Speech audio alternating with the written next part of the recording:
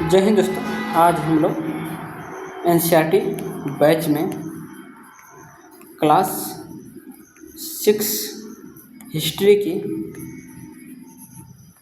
Chapter 5 देखने वाले हैं। पिछले क्लास में हम लोगों ने 1, 2, 3, 4 चैप्टर तक पढ़ चुके हैं, लेकिन रात में जब मैं 4 वाला चैप्टर पढ़ा रहा था तो उसमें मैंने MCQ के कुछ क्वेश्चन छोड़ दिए थे, तो उसी कुछ क्वेश्चन को मैं करा देता हूँ, फिर इसके बाद में 5वां में आते हैं। ठीक है, क्योंकि रात में बहुत नींद लग रही थी इसलिए छूट गया था। ठीक है, तो हम लोग कर लेते हैं। हमने 12 तक किया था रात में। ठीक है, तो ये पिछला क्लास में आपको देखने को मिल जाएंगे। हम लोग 13 से शुरू करते हैं। देखिए, क्वेश्चन है कि ऋग्वैदिक काल में जनता या पूरे समुदाय के लिए किस शब्द का प्रयोग किया जाता था। तो आपको पता चाहिए विष या जन का प्रयोग किया जाता था। ठीक है, ये आप लोग पढ़ लेंगे क्योंकि मैंने ऑलरेडी इसका थ्योरी करा रखा है, तो वहाँ पे सब मैंने बता रखा है। तो विष या जन कहा जाता था। अगला क्वेश्चन है कि निम्नलिखित में से कौन सा कथन असत्य है। तो ऋग्वेद में जिन लोगों ने प्रार्थनाओं की रचना की उन्हें आर्य कहते हैं, बिल्कुल सही है। ऋग्वेद में पूरे समुदाय के लिए विष और जन का प्रयोग किया जाता है, बिल्कुल सही है। ऋग्वैदिक काल में राजा की मृत्यु के बाद उसका बेटा अपना आप शासक बन जाता, नहीं, ये ऐसा नहीं, कोई प्रथा नहीं थी। दस्यु वे लोग थे जो यज्ञ नहीं करते थे और आर्य लोग अपने विरोधियों को दस्यु कहते थे, ये बिल्कुल सही है। यानी आपका 1, 2 और 4 सही है। और पूछा है असत्य, तो आपका 3 वाला सही हो जाएगा, मतलब असत्य ये वाला हो जाएगा। ठीक है, तो हमारा 3 आंसर हो जाएगा। बाकी अगर आपको पढ़ना हो तो ये आप लोग एक्सप्लेनेशन देख सकते हैं। अब देखिए 4 वाला क्यों गलती है, 3 वाला क्यों गलती है। तो ऋग्वैदिक काल के राजा उत्तरवैदिक काल या मौर्य काल की तरह वंशानुगत नहीं होते थे। देखिए, उत्तरवैदिक काल में वंशानुगत हो जाएगा, ऋग्वैदिक काल में नहीं था। ठीक है, उनके पास न तो बड़े महल थे, न अस्थायी सेना थी और न ही व्यापक कर वसूलते थे, मतलब उनको कर वसूलने का भी अधिकार नहीं था। सबसे महत्वपूर्ण बात यह थी कि राजा की मृत्यु के बाद उसका बेटा अपने आप ही शासक नहीं बन जाता था, बल्कि कबीले की आम सभा यानी जो सभा थी द्वारा योग्य बहादुर योद्धा को चुना जाता था। अतः कथन पूरी तरह असत्य है। ठीक है, बात करते हैं 15 नंबर। ऋग्वेद में प्रार्थनाओं की रचना करने वाले को क्या कहा जाता था। तो आपको पता चाहिए, उनको क्या बोला जाता है, आर्य कहा जाता था। अभी जस्ट हमने जो कथन देखा कि ऋग्वेद में प्रार्थनाओं की रचना किसने की है, तो आर्य ने की है। ठीक है, जिन लोगों ने इन प्रार्थनाओं की रचना की है वे कभी कभी खुद को आर्य कहते थे तथा अपने विरोधियों को दास या दस्यु कहते थे। दस्यु वे लोग थे जो यज्ञ नहीं करते थे और शायद दूसरी भाषा बोलते थे। बात करते हैं महापाषाण बनाने की प्रथा कब शुरू हुई थी। तो 3000 साल पहले। अब बात इसके बारे में, ये शिलाखंड महापाषाण यानी महा मतलब बड़ा, पाषाण मतलब पत्थर नाम से जाने जाते हैं। ये पत्थर दफन करने की जगह पर लोगों द्वारा बड़े करीने लगाए जाते थे। दफन करने की जगह पर लोगों द्वारा बड़े करीने से लगाए जाते थे। महापाषाण में कब्रें बनाने की प्रथा लगभग 3000 साल पहले शुरू हुई। यह प्रथा दक्कन, दक्षिण भारत, उत्तर पूर्वी भारत और कश्मीर में प्रचलित थी। ठीक है, बात करते हैं निम्नलिखित में से कौन से कथन सही है। तो महापाषाण में गोलाकार सजाए हुए पत्थर मिले हुए हैं और कई बार अकेला खड़ा हुआ पत्थर मिलता है जो जमीन के नीचे कब्रों को दर्शाता है, बिल्कुल सही है। ठीक, महापाषाण में पत्थर दफन करने की जगह पर लोगों द्वारा बड़े करीने लगाए जाते थे, अभी जस्ट हम लोगों ने पढ़ा, बिल्कुल सही है। मृतकों को खास किस्म के धातुओं के बर्तनों के साथ दफनाया जाता, नहीं, ये धातु नहीं बल्कि मिट्टी के बर्तनों के साथ था। ठीक है, तो ये आपका गलत हो जाएगा। ठीक है, तो ये आपका गलत होगा। तो हमारा कौन सही बोला है ना, तो आपका 1 और 2 यानी बी वाला सही हो जाएगा। बाकी आप एक्सप्लेनेशन ये पढ़ लेंगे स्टॉप करके। बात करते हैं निम्नलिखित में से सामाजिक असमताओं के संदर्भ में सही कथन चुनें। तो महापाषाण में एक व्यक्ति के कब्र में 33 सोने के मनके और शंख पाए गए थे तथा दूसरे कब्र में मिट्टी के बर्तन ही पाए गए हैं। तो एक ही परिवार के और दूसरे बात है, एक ही परिवार के लोगों को एक ही स्थान पर अलग अलग दफनाया जाता था। बाद में मरने वाले लोगों को पोर्ट होल के रास्ते कब्रों में लाकर दफनाया जाता था। ये आपका दोनों सही है। ठीक है, अब यहाँ पे हम लोग व्याख्या देख लेंगे जो काले वाला है ना। तो यहाँ एक व्यक्ति की कब्र में 33 सोने के मनके और शंख पाए गए हैं, दूसरे कंकाल के पास सिर्फ कुछ मिट्टी के बर्तन ही पाए गए, बिल्कुल सही है। कभी कभी महापाषाण में 1 से अधिक कंकाल मिले हैं, यह दर्शाते हैं कि शायद एक ही परिवार के लोगों को एक ही स्थान पर अलग अलग समय पर दफनाया गया था। बाद में मरने वाले लोगों को पोर्ट होल के रास्ते कब्रों में लाकर दफनाया जाता था। तो ये आपका दोनों सही है, आप लोग देख सकते हैं। ठीक है, बात करते हैं अगले क्वेश्चन की। तो देखिए, क्वेश्चन ख़त्म हो गया। तो चौथा जो चैप्टर था हम लोग का, उसके सभी MCQ ख़त्म हो चुके हैं। तो अब हम लोग 5वां देखते हैं, 5वां अध्याय को। तो बात करते हैं कि कुछ लोग शासक कैसे बने। बात करते हैं कुछ लोग शासक कैसे बने। तो याद रखिएगा, पहले हम बात करते हैं अश्वमेध यज्ञ की। तो देखिए, अश्वमेध यज्ञ पहले ये जान लीजिए कि अश्वमेध यज्ञ ऐसा यज्ञ था ना कि अगर इस यज्ञ में एक घोड़ा छोड़ा जाता था, ठीक है, घोड़ा, और ये घोड़ा ना जहाँ भी घूम जाता, अगर ये एरिया है, अगर इस एरिया को पूरा घूम गया ना, तो यह एरिया जो अश्वमेध यज्ञ जो राजा करा रहा था उस राजा के अधीन में ये एरिया आ जाएगा, ठीक है। लेकिन अगर इस घोड़े को इस एरिया वाले राजा ने पकड़ लिया, अगर इस घोड़ा को इस राजा ने पकड़ लिया, तो क्या होता है ना, इस राजा के साथ इस राजा को लड़ाई करना पड़ता था, ठीक है, दोनों को लड़ाई होती, अब उसमें जो जीत जाए।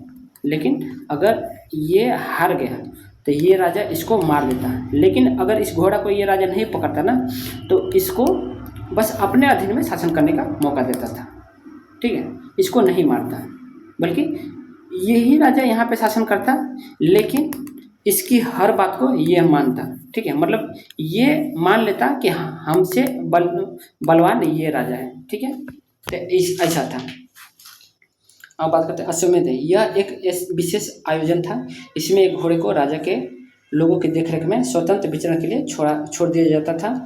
शक्ति प्रदर्शन, अगर इस घोड़े को किसी दूसरे राजा ने रोका तो उसे वह अश्वमेध यज्ञ कराने वाले राजा से लड़ाई करनी पड़ती थी। अगर उन्होंने घोड़े को जाने दिया तो इसका मतलब ये होता था कि वे अश्वमेध यज्ञ करने वाले राजा को अपने से अधिक शक्तिशाली मानते थे और उन्हें यज्ञ में आमंत्रित किया जाता था। तो यही होता था जो मैंने बताया। बात करते हैं पुरोहितों की भूमिका। तो यह यज्ञ विशिष्ट पुरोहितों द्वारा संपन्न किया जाता था, जिसके लिए उन्हें उपहार से सम्मानित किया जाता था। अश्वमेध यज्ञ कराने वाले राजा बहुत शक्तिशाली माना जाता था, ठीक है। राज्यारोहण और अनुष्ठान की बात करते हैं। सभी आयोजनों में राजा का मुख्य स्थान होता था, उसे राज सिंहासन या बाघ की खाल के, ये कथन में आ जाता है, ठीक है, कथन निष्कर्षण वाले में, कि एक विशेष आसन पर बिठाया जाता था। युद्ध क्षेत्र में राजा का सारथी ही उसका सहचर होता था, ये भी आ सकता है। और वह राजा की विजयों तथा अन्य गुणों का गान करता था, ठीक है। बात करते हैं सामाजिक भागीदारी। तो राजा के सगे संबंधी, खासकर रानियां और पुत्र, कई छोटे छोटे अनुष्ठान करते थे। अन्य आमंत्रित राजाओं का काम सिर्फ बैठकर या यज्ञ पूरी प्रक्रिया को देखना होता था। बात करते हैं पवित्र जल और अनुष्ठान की। तो राजा के ऊपर पुरोहित पवित्र जल के छिड़काव के साथ साथ अन्य कई अनुष्ठान करता था। विविधकारी व्यवस्था, मतलब विश्य अथवा वैश्य जैसे सामान्य लोग उपहार लाते थे, जिन्हें पुरोहित शूद्र मानते थे और उन्हें कई अनुष्ठानों में शामिल नहीं किया जाता था, ठीक है। मतलब जो लोग आज पूजा के लिए, और जो आज नहीं बोल रहे हैं कि जय श्री राम के लिए जान दे रहे हैं आज लोग, उनको तो लोग पहले मानते भी नहीं थे, बैठने भी नहीं दिया जाता था। तो कौन थे? अब शूद्रों की स्थिति सुधारने वाले सबसे हमारे देश में कौन थे? तो अम्बेडकर थे, ठीक है, याद रखिएगा। अम्बेडकर ही ऐसे थे कि शूद्रों को इतना इज्जत दिलाए है आज। और अच्छा हुआ कि अंग्रेज आए, कि अंग्रेज नहीं आते ना तो शूद्रों का ना बद से बदतर हालत होती है। अभी तक कुत्तों की तरह उनको व्यवहार किया जाता है। कुत्तों के साथ तो अच्छा किया जाता है ना, कुत्तों से भी बदतर होता है। बात करते हैं वर्ण व्यवस्था। यही आपका पूरा सच्चाई बताएगा क्या होता था, ठीक है, शूद्रों के साथ। बात करते हैं उत्तर वैदिक ग्रंथ। उस समय भारत में खासकर गंगा यमुना क्षेत्र में कई ग्रंथ रचे गए। ऋग्वेद के बाद रचे होने के कारण इन्हें उत्तर वैदिक ग्रंथ कहा जाता है। इनके अंतर्गत कौन कौन आते हैं उत्तर वैदिक में? तो सामवेद आते हैं, यजुर्वेद आते हैं, अथर्ववेद आते हैं तथा अन्य ग्रंथ शामिल हैं, ठीक है। सामाजिक विविधता की बात करें तो उस समय समाज में कई समूह थे, जिन्हें पुरोहित, योद्धा, कृषक, पशुपालक, व्यापारी, शिल्पकार, श्रमिक, मछली पकड़ने वाले तथा जंगल में रहने वाले लोग शामिल थे। जहाँ कुछ पुरोहित तथा योद्धा वैभवशाली थे, वहीं कुछ कृषक और व्यापारी भी धनवान थे। दूसरी ओर पशुपालक, शिल्पकार, श्रमिक, मछली पकड़ने वाले, शिकारी तथा भोजन संग्राहक क्या कहते हैं? निर्धन थे, गरीब थे, ठीक है। मतलब कृषक, व्यापारी धनवान थे, ठीक है, लेकिन वहीं पशुपालक हैं, शिल्पकारी है, श्रमिक, मछली पकड़ने वाले, ये सब क्या थे? गरीब थे। बात करते हैं वर्ण विभाजन। यही तो सबसे आपका असलियत बताता है वर्ण विभाजन की। तो पुरोहितों ने लोगों को 4 वर्गों में विभाजित किया था। बांटा किसने है? पुरोहित वालों ने, यानी ब्राह्मण लोगों ने बांटा है। तो मान लीजिए जो बांटेगा तो अपने आप को तो रखेगा ही अपने आप को शक्तिशाली, मतलब अपने आप को सबसे श्रेष्ठ मानेगा, ठीक है। तो विभाजित किया था। जिन्हें वर्ण कहते हैं उनके अनुसार प्रत्येक वर्ण अलग अलग कार्य निर्धारित थे, ठीक है। बात करते हैं ब्राह्मण की। तो पहला वर्ण ब्राह्मणों का था, जिनका काम वेदों का अध्ययन, अध्यापन और यज्ञ करना था, जिसके लिए उन्हें उपहार मिलता था, ठीक। क्षत्रिय दूसरा स्थान शासकों का था, जिन्हें क्षत्रिय कहा जाता था, जिनका काम युद्ध करना और लोगों की रक्षा करना था। मतलब क्षत्रिय ही क्या होते थे? राजा। लेकिन राजा देखिए दूसरे स्थान पर है, क्योंकि इसको इस वर्ण व्यवस्था को बनाने वाले कौन है? पुरोहित हैं, इसलिए अपने आप को श्रेष्ठ स्थान पर रखेंगे, सबसे पहला स्थान पे। दूसरे को रखा है, राजा को दूसरे स्थान पर रखा है, देख रहे हैं। वैश्य तीसरे स्थान पर थे। विश्य या वैश्य थे, जिनमें कृषक, पशुपालक और व्यापारी आते थे। क्षत्रिय और वैश्य दोनों ही यज्ञ करने का अधिकार प्राप्त था। मतलब जो क्षत्रिय हैं, जो ये क्षत्रिय और वैश्य, इनको यज्ञ करने का अधिकार था, लेकिन शूद्रों को नहीं था। शूद्र वर्णों में अंतिम स्थान शूद्रों का था, जिनका काम अन्य 3 वर्णों की सेवा करना था। इन्हें कोई अनुष्ठान करने की अधिकार नहीं था। प्राय महिलाओं को भी शूद्रों के समान माना गया।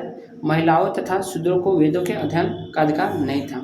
मतलब जो उस समय जो भी महिला हो, चाहे ब्राह्मण की महिला हो, चाहे क्षत्रिय की महिला हो, चाहे वैश्य की महिला हो, वो चाहे शूद्र की महिला हो, वो शूद्र ही माने जाते थे लगभग। मतलब उनको कोई अधिकार नहीं था।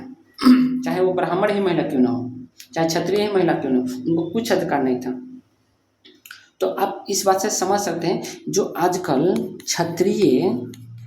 क्षत्रिय जो महिलाएं हैं वो अंबेडकर को गाली देती हैं, तो भाई उन लोग को समझ में आना चाहिए कि भाई तुमको उतना इज्जत दिलाने वाले, तुम भले ही अंबेडकर ने शूद्रों के लिए बहुत काम किया है, लेकिन तुम महिला हो भाई, तुम्हारे लिए भी बहुत काम किया है अंबेडकर ने, फिर भी तुम अंबेडकर को गाली देते हो। तो पता नहीं इन लोग को समझ नहीं आता है, ठीक। बाकी केवल महिलाओं के लिए ही नहीं किया है, बल्कि सबके लिए किया है, पूरे भारत के लिए अंबेडकर ने बहुत कुछ किया है। लेकिन फिर भी मैं देखता हूँ बहुत लोग गाली देते हैं अंबेडकर को, लेकिन क्या करें, उनको समझ नहीं आता। और अभी जो शूद्र हैं, जिनको पूजा में, अनुष्ठान में बैठने को नहीं दिया जाता है, और आज यही लोग क्या करते हैं, बाबाओं के लिए लड़ते झगड़ते हैं। मतलब अगर ये किसी बाबा को पसंद करते हैं, उस बाबा के बारे में कुछ बुरा भला कर दो ना, तो इनके लिए लड़ जाएंगे, मर जाएंगे, कट जाएंगे अपने आप में। लेकिन वही बाबा इनको छूने तक नहीं देगा पैर, ठीक है। मैंने बहुत सारे देखा है, जो बागेश्वर, आपने देखा होगा बागेश्वर बाबा का, तो उनका एक वीडियो मैंने देखा था। तो वो एक आदमी उनका पैर छूने जा रहा है, तो वो अपना पैर हटा ले, लेकिन छूत है ऐसे करके। तो इस तरह से भाई क्यों ऐसा करते हो भाई? तुम अपने करियर पे ध्यान दो। ये पूजा पाठ में क्या याद रखा है? तुम अपने करियर पे ध्यान दो। चाहे आजकल देखते हैं लड़के भी, मतलब महिलाएं तो महिलाएं, और जो अनपढ़ है, गंवार है, उनका तो छोड़ो, लेकिन जो पढ़े लिखे हैं, जो लड़के स्टूडेंट हैं, ये भी देखते हैं वो जाके वहाँ पे भीड़ लगाते हैं। तो आप लोग को समझना चाहिए।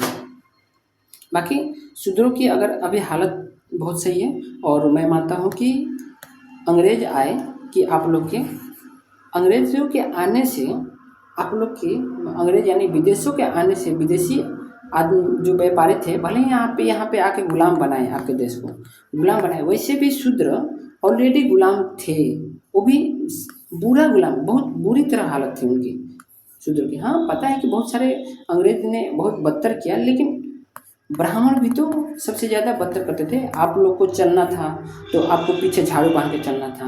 मतलब आप शूद्रों की हालत देख सकते हैं, अगर नहीं बना तो अंबेडकर के शूद्र वाला आप पढ़ सकते हैं, उसमें आपको पता चलेगा, ठीक है। बात करते हैं जन्म आधारित वर्ण। पुरोहितों के अनुसार सभी वर्णों का निर्धारण जन्म के आधार पर होता था। उदाहरण के तौर पर ब्राह्मण माता पिता की संतान ब्राह्मण ही होती थी। बाद में कुछ लोगों को अछूत माना गया।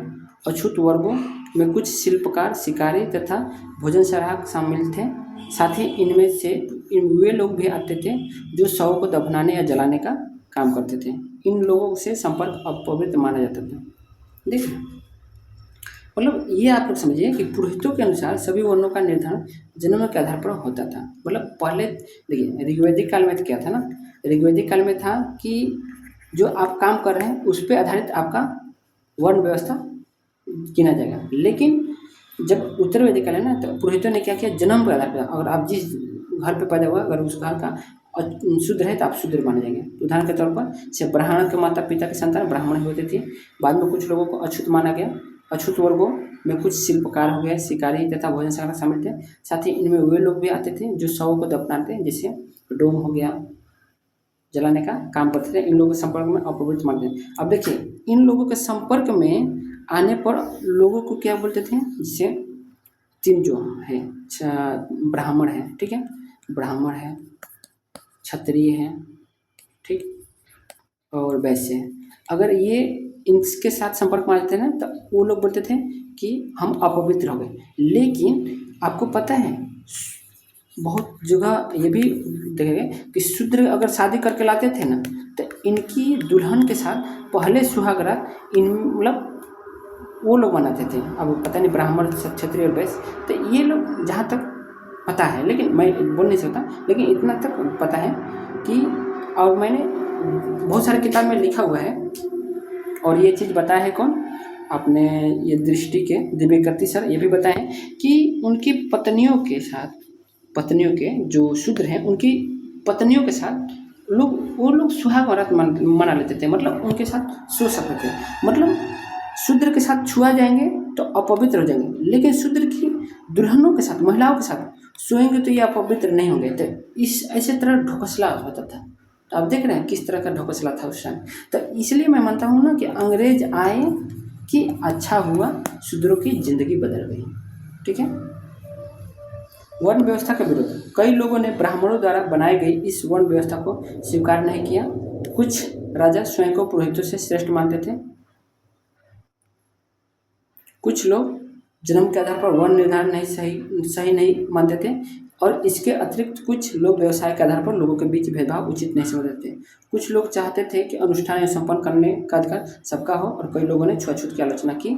इस उपमहाद्वीप के पूर्वोत्तर क्षेत्र जैसे कई इलाकों में सामाजिक आर्थिक असमानता बहुत कम थी, और यहाँ पुरोहितों का प्रभाव भी बहुत सीमित था।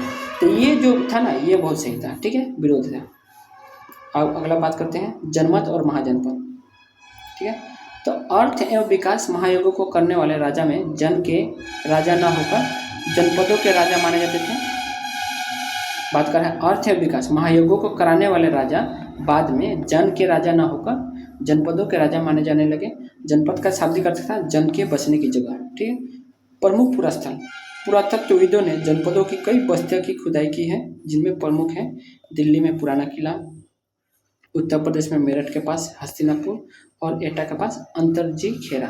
ठीक है, पुरास्थल, प्रमुख पुरास्थल कौन कौन है, तो दिल्ली में पुराना किला, उत्तर प्रदेश के मेरठ के पास हस्तिनापुर, और एटा के पास अंतरजी खेरा है। जीवन शैली की बात करते हैं तो खुदाई से पता चला कि लोग झोपड़ियों में रहते थे और मवेशियों व अन्य जानवरों को पालते थे। वे चावल, गेहूँ, धान और जौ, दालें, गन्ना, तिल और सरसों जैसी फसलों को उगाते थे। तो यहाँ से आपका स्टेटमेंट वाले क्वेश्चन आते हैं, तो इसको याद रखिएगा। ये क्वेश्चन पूछा भी हुआ है। ठीक है, कि जनपद का शाब्दिक अर्थ क्या होता है। महाजनपद की बात करते हैं तो महत्वपूर्ण परिवर्तन के करीब 2500 साल पहले कुछ जनपद अधिक महत्वपूर्ण हो गए। इन्हें महाजनपद कहा जाने लगा। राजधानी और किलेबंदी, अधिकतर महाजनपदों की एक राजधानी होती थी। कई राजधानियों में किलेबंदी की गई थी, अर्थात इनके चारों ओर लकड़ी, ईंट या पत्थर की ऊंची दीवारें बनाई गई थी। ठीक है, शक्ति का प्रदर्शन, कुछ राजा अपनी राजधानी के चारों ओर विशाल, ऊंची और प्रभावशाली दीवार खड़ी कर अपनी समृद्ध और शक्ति का प्रदर्शन भी करते थे। इस तरह से किले के अंदर रहने वाले लोग और कुछ उस क्षेत्र पर नियंत्रण रखना भी सरल हो जाता था। तो ये आपका शक्ति प्रदर्शन की बात करते हैं सेना और मुद्रा के। तो उस समय राजा सेना रखने लगे, सिपाहियों को नियमित वेतन देकर पूरे साल रखा जाता था। कुछ भुगतान संभवतः आहत सिक्कों के रूप में होता था। ठीक है, मतलब भुगतान किस रूप में, आहत सिक्कों के रूप में होता था। तो ये आप लोग पूछ सकते हैं, यहाँ पे आपका स्टेटमेंट वाला क्वेश्चन आ सकता है। बात करते हैं कर और कृषि में परिवर्तन। तो देखिए, ऋग्वेदिक काल में कर नहीं था। ठीक है, कर प्रणाली की आवश्यकता, तो महाजनपदों के राजा विशाल किले बनवाते थे और बड़ी सेना रखते थे, इसलिए उन्हें प्रचुर संसाधनों की आवश्यकता होती थी। इसके लिए उन्हें कर्मचारियों को भी आवश्यकता थी। अतः महाजनपदों के राजा लोगों द्वारा समय समय पर लगाए गए उपहारों पर निर्भर न रहकर अब नियमित रूप से कर वसूलने लगे थे। कब? उत्तर वैदिक काल में। ऋग्वैदिक काल में उपहार था, लेकिन उत्तर वैदिक काल में कर लगाए लगने लगे। ठीक है, भाग के ना, तो इसको भाग फसलों पर लगाए गए कर सबसे महत्वपूर्ण थे, क्योंकि अधिकांश लोग कृषक थे, तो प्राय उपज का 1/6वां हिस्सा कर के रूप में निर्धारित किया जाता था, जिसे भाग कहा जाता था। क्या कहा जाता था? भाग। कृषि वाले कर को क्या बोलते हैं? भाग कहा जाता था। ये क्वेश्चन पूछा हुआ है। ठीक है, अन्य कर बात करते हैं कारीगरों पर कर। तो कारीगरों के ऊपर भी कर लगाए गए थे, जो प्राय श्रम के रूप में चुकाए जाते थे, जैसे कि एक बुनकर, लोहार या सुनार को राजा के लिए महीने में 1 दिन काम करना पड़ता था। पशुपालकों पर कर, पशुपालकों को जानवरों या उनको उत्पादों के रूप में कर देना पड़ता था। ठीक है, जैसे अगर गाय है तो गाय को वो दूध दे देता होगा। ठीक है, व्यापारियों पर कर, व्यापारियों को सामान खरीदने बेचने के ऊपर कर देना पड़ता था। ठीक है, आखेटकों पर कर, तो आखेटकों को यानी शिकारियों को तथा संग्राहकों को जंगल से प्राप्त वस्तुएं देनी होती थी। अगर जंगल से कुछ फल मूल कुंद या कुछ भी सामान पाए तो उसमें से उसको कुछ कर के रूप में भाग देना होता था। बात करते हैं कृषि में परिवर्तन। तो लोहे के फाल का प्रयोग। इस युग में कृषि के क्षेत्र में 2 बड़े परिवर्तन आए। हल के फाल अब लोहे के बनने लगे। अब देखे होंगे आप हड़प्पा सभ्यता में हल नहीं, लोहा नहीं था। ठीक है, लेकिन उत्तर वैदिक काल में लोहा का बनने लगा। अब कठोर जमीन को लकड़ी का फाल की तुलना में लोहे के फाल से आसानी से जोता जा सकता था, जिससे फसलों की उपज बढ़ गई। धान का रोपण। तो दूसरे लोगों को धान के पौधों का रोपण शुरू हुआ, अर्थात खेतों में बीज छिड़कर धान उपजाने के बजाय धान के पौधे तैयार कर उनका रोपण शुरू किया गया। इसमें बहुत अधिक परिश्रम लगता था, जो ज़्यादातर दास दासी तथा भूमिहीन खेतिहर मजदूर करते थे। ठीक है, मतलब पहले जो था ना, सीधे बीज छिड़, जैसे गेहूँ छिड़ते हैं उस तरह धान रोपा जाता था, लगाया जाता था। ठीक है, लेकिन उसके बाद में उत्तर वैदिक काल में क्या हुआ कि अब पहले जैसे आजकल पहले हम लोग बीज लगाते हैं, फिर जाकर उसका जब बारिश होता है तो उसको कटाई करके रोपण करते हैं। ठीक है, तो ये होने लगा था उत्तर वैदिक काल में। बात करते हैं मगध और बज्जी की। ठीक है, तो मगध जो आपका जनपद है, तो महत्वपूर्ण जनपद लगभग 200 साल के भीतर मगध सबसे महत्वपूर्ण जनपद बन गया। गंगा और सोन जैसी नदियों मगध से होकर बहती थी, जो यातायात, जल वितरण और जमीन को उपजाऊ बनाने के लिए बहुत महत्वपूर्ण थी। ठीक है, बात करते हैं सैन्य एवं आर्थिक शक्ति। तो मगध का एक हिस्सा जंगलों से भरा था। इन जंगलों में रहने वाले हाथियों को पकड़कर और उन्हें प्रशिक्षित कर सेना के काम में लगाया जाता था। इसके अलावा जंगलों से क्या होता था? इसके अलावा जंगलों से घर, गाड़ियाँ तथा रथ बनाने के लिए लकड़ी मिलती थी, और इस क्षेत्र में लौह अयस्क की खदानें थी, जो मजबूत औजार और हथियार बनाने के लिए बहुत उपयोगी थे। ठीक है, बात करते हैं शक्तिशाली शासक। मगध में 2 शक्तिशाली शासक बिंबिसार तथा अजातशत्रु हुए। महापद्मानंद एक और महत्वपूर्ण शासक थे, जिन्होंने अपने नियंत्रण का क्षेत्र उपमहाद्वीप के उत्तर पश्चिम भाग तक फैला लिया था। बात करते हैं राजधानी। तो बिहार में राजगिरी, आधुनिक राजगिरी कई सालों तक मगध की राजधानी बनी रही। बाद में पाटलिपुत्र वर्तमान में पटना की राजधानी बनाया गया था। ठीक है, बात करते हैं सिकंदर का आक्रमण के बारे में। तो सिकंदर का आक्रमण 2300 साल से भी पहले मैसिडोनिया का राजा सिकंदर विश्व विजय करना चाहता था।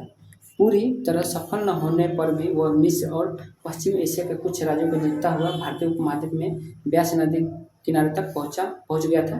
जब उसने मगध की ओर कूच करना चाहा तो उसके सिपाहियों ने इनकार कर दिया, क्योंकि वे इस बात से भयभीत थे कि भारत के शासकों के पास पैदल, रथ और हाथियों की बहुत बड़ी सेना थी। ठीक है, तो देख रहे हैं, मतलब सिकंदर जैसे महान शासक जो बहुत ही विदेशी आक्रमण था, ये बिहार के मगध साम्राज्य से डरता था। ठीक है, और अभी बिहार क्या ऐसी हालत है कि कोई डरता ही नहीं, सब कोई गाली देता है। ठीक है, बात करते हैं बज्जी शासन व्यवस्था। मगध के नज़दीक ही बज्जी राजा था, जिसकी राजधानी वैशाली बिहार थी। यहाँ एक अलग किस्म की शासन व्यवस्था थी, जिसे गण या संघ कहते थे। ठीक है, बात करते हैं गण या संघ। इसमें कई शासक होते थे। कभी कभी लोग एक साथ शासन करते थे, जिसमें प्रत्येक व्यक्ति क्या होता था? प्रत्येक व्यक्ति राजा कहलाता था। ये सभी राजा विभिन्न अनुष्ठानों को एक साथ संपन्न करते थे और सभाओं में बैठकर बातचीत, बहस और वाद विवाद के जरिए तय करते थे कि क्या करना है और किस तरह करना है, यानी मीटिंग करते थे एक शब्द में जाना। शत्रुओं के आक्रमण से निपटने के लिए वे मिलकर चर्चाएं करते थे, मतलब सभी मिलकर गण और संघ क्या करेंगे, मीटिंग ही तो करते हैं। जैसे आपके गांव में पंचायत बैठते थे, क्या करते हैं, मीटिंग करते हैं, तो वही समझो कि मीटिंग करते थे। बात करते हैं सामाजिक सीमा। तो स्त्रियां, दास, कमकार यानी कामकार इन सभाओं में हिस्सा नहीं ले सकते थे। बुद्ध और महावीर की, तो बुद्ध तथा महावीर दोनों ही गण या संघ से संबंधित थे। बौद्ध साहित्य में संघ के जीवन का बहुत ही सजीव वर्णन मिलता है। बात करते हैं शब्दावली।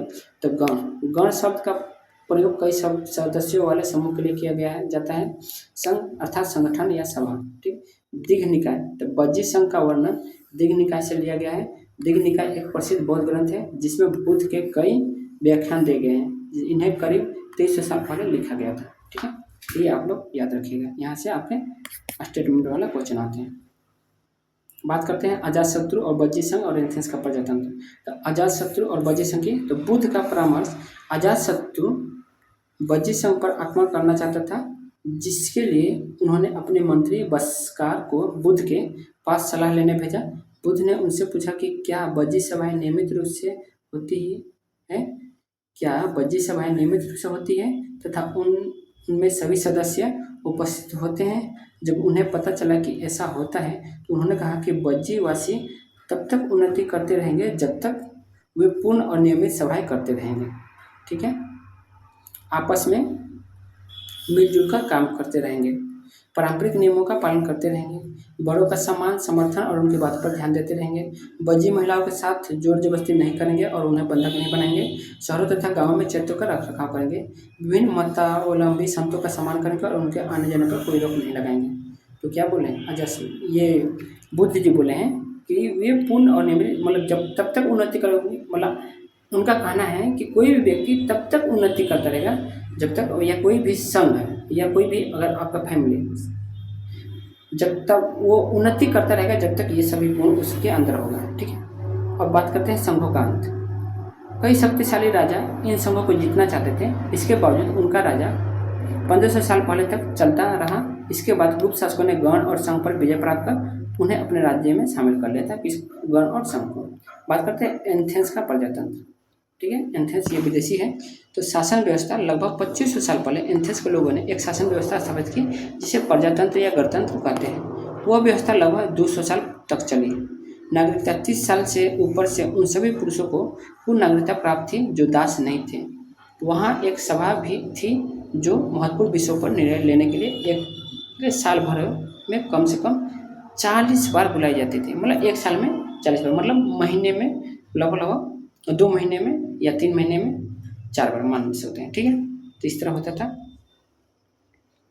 तो महीने में देखिए साल भर में 40, तो आप भाग लगा सकते हैं, यानी 1 महीने में 3 बार, यानी 2 महीने में मान सकते हैं 2 महीने में 7 बार होता था। ठीक है,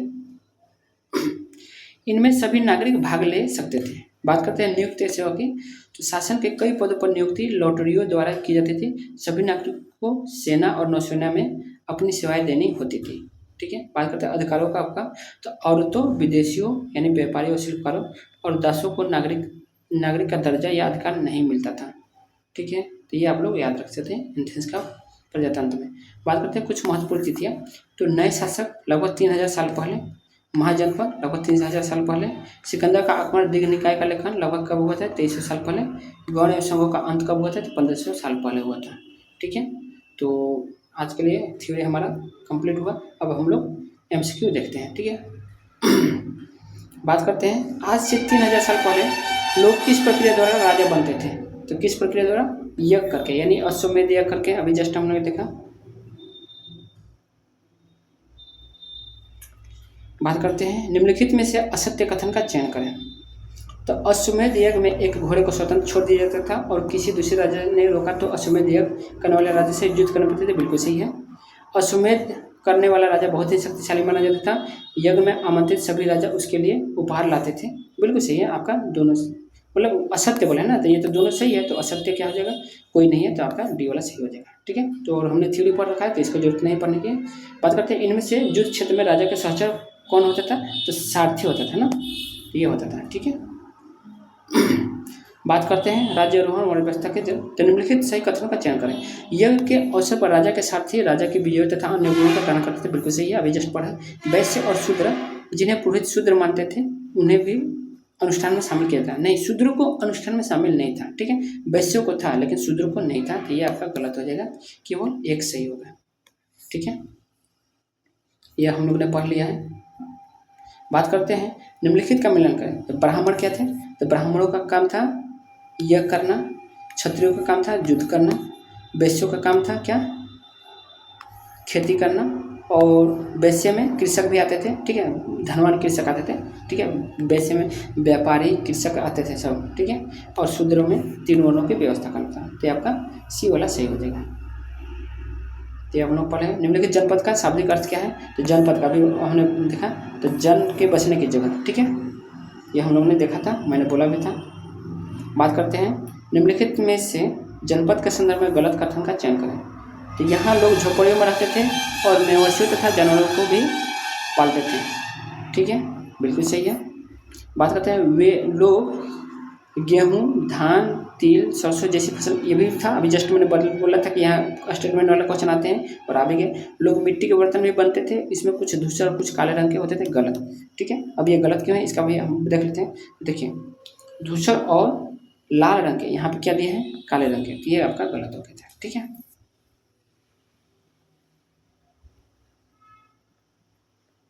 बात करते हैं महाजनपद का उदय कब हुआ था। तो महाजनपद का उदय 2500 साल पहले हुआ था, ठीक है, ये आप लोग पढ़ सकते हैं। महाजनपद के संदर्भ में कौन सा कथन सही है? तो इस काल में लकड़ी के हल की जगह लोहे की हल बनाने की लगे, जिससे जमीन को आसानी से, बिल्कुल सही है। महाजनपद के लोग राजा लोगों द्वारा समय समय पर लाए गए उपहारों का निर्भर न होकर अब नियमित रूप से कर वसूली, बिल्कुल सही है, अभी हमने पढ़ा था, तो दोनों आपका सही हो गया, ठीक। बात करते हैं निम्नलिखित में से मगध साम्राज्य महाजनपद शक्तिशाली जनपद होने का कारण क्या है। तो मगध से सोन जैसी नदियाँ बहती थी, जो यातायात, जल वितरण और जमीन को उपजाऊ बनाने के लिए बहुत ही महत्वपूर्ण है, तो ये भी आपका बिल्कुल सही है, ठीक। बात करते हैं मगध के 2 शक्तिशाली राजा बिंबिसार और अजातशत्रु अन्य जनपदों को जीतकर क्षेत्रीय विस्तार किया, बिल्कुल सही है। मगध की आधुनिक राजधानी राजगिरी को बनाया गया, नहीं, आधुनिक नहीं, आधुनिक तो पटना है ना, तो राजगिरी नहीं था, आधुनिक राजगिरी नहीं था, बल्कि ये पुराना वाला था, आधुनिक वाला पाटलिपुत्र था, ठीक है, तो ये आपका गलत हो जाएगा। अभी जस्ट हम लोग ने पढ़ रखा है, तो पढ़ने की जरूरत नहीं है।